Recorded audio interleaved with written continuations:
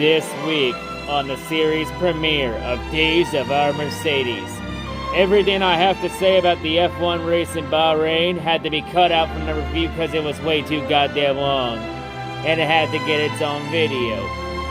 So yeah, of course, the Silver Arrow Brigade is at a crossroads after last year winning their 8th consecutive Constructors' Championship. However, that championship did not mean a fucking thing to him because Lewis Hamilton did not get his 8th championship, as Hamilton was controversially screwed out of the championship in Abu Dhabi by Max Verstappen.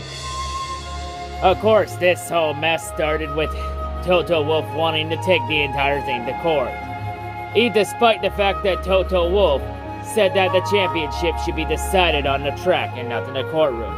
So that's kinda hypocritical, only for Toto Wolff and Mercedes to drop the lawsuit, because the FIA was going to do an investigation onto it, and the result of the investigation would not be revealed until 2 days before the Bahrain Grand Prix season opener for F1. But Hamilton and Toto Wolff would not take their bitch fit very lightly, as both of them will respond to the screw job by not showing up to the year-end awards banquet in France. However, Valtteri Bottas chose to show up there anyway, since Valtteri Bottas was already fired by Mercedes and heading to Alfa Romeo. So Bottas went and picked up the hardware on their behalf. Of course, the main star of the show, Sir Lewis Hamilton. Lewis Hamilton would then take a massive break from social media for a few months, where he would disappear. He would even go as far as unfollow every F1 related account via Instagram. He would disappear for a few months, only to show up and take a picture and come back in February by taking a picture of himself at the Grand Canyon. And during this time, Lewis Hamilton would also be officially knighted by Queen Elizabeth as Sir Lewis Hamilton for his achievements in Formula One, being the 7-time world champion and being the first F1 driver to win over 100 races.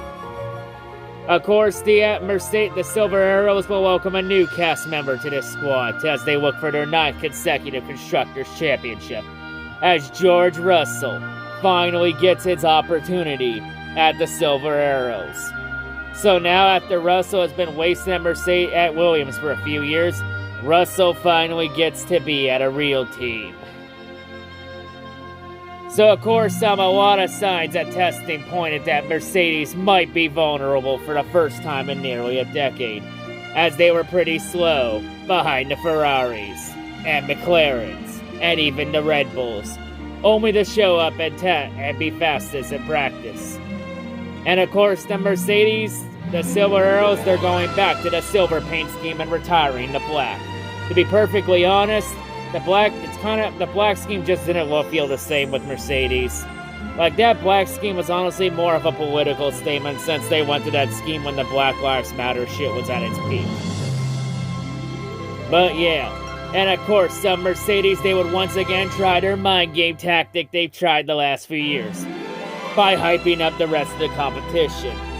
Only for Ferrari's Carlos Sainz to finally call out Mercedes on their bullshit, saying they do this every single year, only to come out in the season opener and bitch slap the field back to reality. Carlos Sainz isn't totally wrong. Now, don't get me wrong, I don't mind game tactics, but when you do the same mind game tactic every single fucking year, sooner or later, the competition is going to catch on to it and call you out for your bluff and your bullshit. And that's what happened. Ferrari caught on to it, and they called Mercedes out for it. And so yeah, Mercedes' jig is up. Now, whether Ferrari would actually be the fastest team this year or not, that's yet to be seen, because testing is one thing, but what happens on the track is a totally different story. And of course, the big conclusion to this whole off-season drama is the investigation results of the whole Abu Dhabi thing, where as a result of the Abu Dhabi incident, Michael Massey was fired from his race director position, as the FIA told him to fuck off and never return. In the end, the FIA concluded their investigation, saying that that what Massey did in that season finale at Abu Dhabi was not an act of manipulation. It was more of a human error, where he completely botched the entire procedure with the lab cars and restarting the race. But he acted in good faith. Yes, good faith, by manufacturing a Game 7 moment. Definitely good faith. And trying to do your best NASCAR impersonation. Yep, that's definitely good faith. Of course, Max Verstappen also responded to all the Mickey Verstappen comments, saying that he was not a Mickey Mouse champion and that he was the best driver all season with the most wins, most pole laps, and most laps led. And now with the investigation results, Hamilton fans may take that personally. All I have to say to everyone, to all the Hamilton fans, is this. Lewis Hamilton had 21 other races last year to not put himself in a position where the FIA could dictate the outcome of a race, of the championship. Like, he had all season to get as far ahead in points as he possibly could to not have the championship go down to Abu Dhabi. Hamilton failed to capitalize on that. Hell, if you look at Hamilton's career, Hamilton usually loses every time F1 goes to a Game 7. Like, Hamilton's record when the championship goes down to season finale is 2-4. He usually loses in the season finale. If the championship goes all the way down to the final race of the season, Hamilton usually loses in the end. So maybe Lewis Hamilton should learn that you don't win the race in win the championship in one race. It's throughout an entire season. Let me say this, the championship is not a sprint. It is a marathon. So yeah. And of course, the other drama that happened was Sergio Perez at Red Bull, who called out Netflix's Drive to Survive series by saying it was manufacturing way too much drama than there needs to be, and that the drivers should be producing the drama on the track naturally, instead of have it be manufactured. I mean, I see no lies detected there. So now, with that entire off-season sequence now out of the way, we now get to the season opener in Bahrain. As Bahrain has been a very favorable track for the Silver Arrow Brigade, as the Mercedes-powered team has won the 3 of the last 4 races in Bahrain. The one race they didn't win, it was when Russell was substituting for Lewis Hamilton when Hamilton tested positive for the plague. Mercedes fans would not even want to talk about that race. Of course, this race though would be without a certain other Mercedes driver, Sebastian Vettel, with Aston Martin, as Vettel ended up testing positive for the plague. So in Vettel's place will be Nico Hülkenberg. Nico, this isn't the team to get your first podium with. That ain't it, Chief. So anyway, now to the race. This race was a big challenge for the Silver Arrows, as they were really the third fastest cars on the track behind the Ferraris and Red Bulls. But this race was a great battle, as the Ferraris were the class of the field all week, and Leclerc was the car to beat on the race.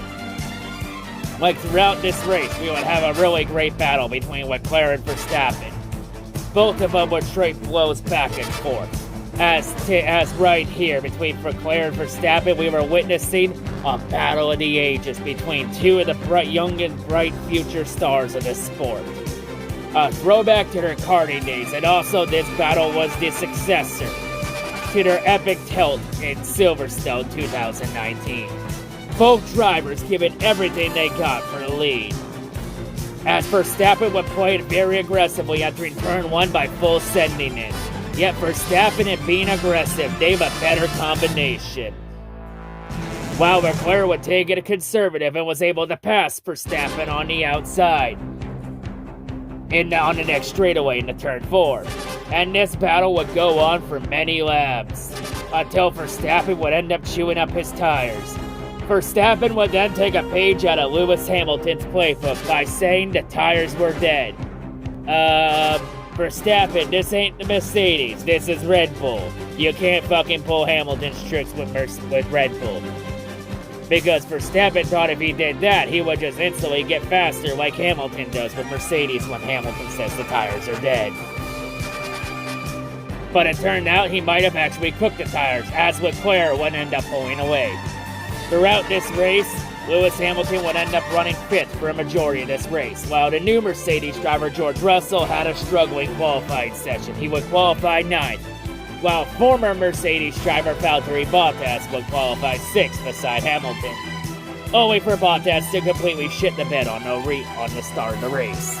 But Russell would battle through, and Russell would get up to 6th, as the top 6 positions are the top 3 manufacturers in the sport, consisting of Red Bull, Ferrari, and Mercedes cars. Yep, the big 3. But throughout this race, we would get a plot twist late in the race, when Pierre Gasly of AlphaTauri would blow his engine late in the race. And that engine failure came after everybody else pitted. So Charles Leclerc would use the safety car to pit for fresh soft tires, and put himself at a massive advantage over Verstappen in the field. And at that point in the race, Max Verstappen was struggling with handling issues and controlling the car, as it seems like he was having a steering problem. He might have a bad steering wheel. He might need a new one here. Where's Kimi Räikkönen's steering wheel when you need it? But in the end, on the restart, Charles Leclerc would get a great restart here, as Leclerc was fighting for something important here. Not only his 3rd career win, but he was looking to snap the winless streak of the Tifosi. As Ferrari was looking to snap their long winless streak, dating back to Singapore 2019, when Vettel won at Singapore. And that win ended up being what ended up currently being Sebastian Vettel's final win in F1 currently. Unless Vettel can pull one out of his ass with Aston Martin this year. But Charles Leclerc, he was fighting with all of Italy on his back. And of course, his teammate Carlos Sainz would run 3rd. A 1-2 seems very unlikely, but then the racing gods threw a plot twist with 3 to go. As soon as Carlos Sainz would finally get past Max Verstappen for 2nd, Max Verstappen would then suffer an engine failure and would have to retire from the race. So the racing gods have given Verstappen karma for winning the championship in Abu Dhabi. The racing gods decide you have your championship, now it's time to pay your debt. So yeah, the reigning world champion will have an ugly start to the season with a DNF. And so now the 3rd spot goes to Sergio Perez, but Perez has Sir Lewis Hamilton on right behind him. Hamilton, of course, being at a massive disadvantage, as the Red Bull cars were faster than the Mercedes cars all race. But on the last lap, we would have another plot twist, as going into turn 1, Sergio Perez's engine would also expire like his teammate Verstappen's, and Perez would then spin out of the car in turn 1. And that would open the door for Hamilton and Russell to go to P3 and P4. But in the end, despite their best efforts, it still wasn't enough to stop the great Ferrari master plan. As in the end, Charles Leclerc comes out in the clutch. And Leclerc finally ends Ferrari's long winless streak. And Ferrari gets a 1-2 finish in Bahrain. The great Ferrari master plan is back. Ferrari is back in victory lane, and Charles Leclerc gets the win in Bahrain to open the season. As Charles Leclerc is looking to throw his name into the hat for the championship this season. And Carlos Sainz gets his 3rd career 2nd place finish.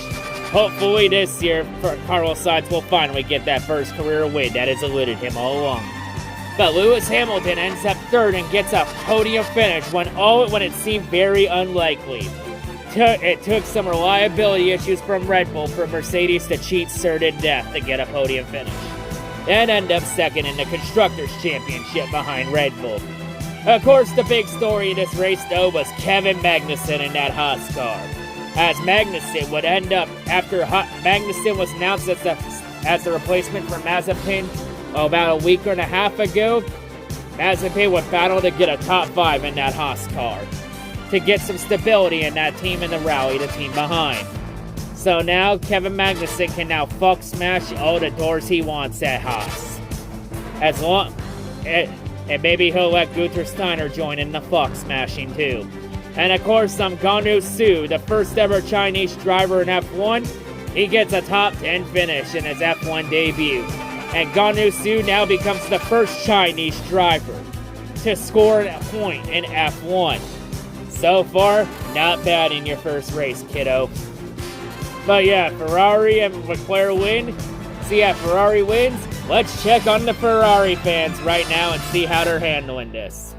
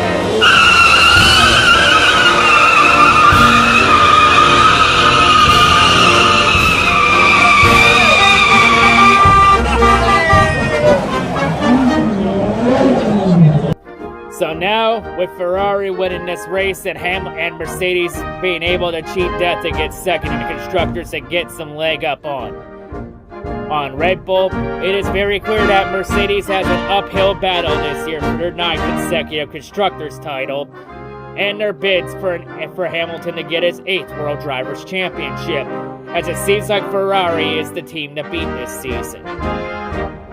As the series will then head to Abu Dhabi for the next race. But yeah, Lewis Hamilton, his future will now be made clear in the coming weeks, since Lewis Hamilton's future was still up in the air until the Abu Dhabi investigation was complete. And this is a crucial year, though, for Hamilton, with this being a contract year, and Hamilton's contract being up at the end of the year. So now, whether Hamilton comes back in 2023 is yet to be seen. Like, either Hamilton will be back next year, or 2022 could become F1's version of The Last Dance. All that and much more is going to be answered here in the coming weeks, because like sands in the hourglass, so are the days of our Mercedes. Somehow this is going to become a fucking weekly episode for F1, isn't it? God damn it, hopefully this doesn't become a daily occurrence.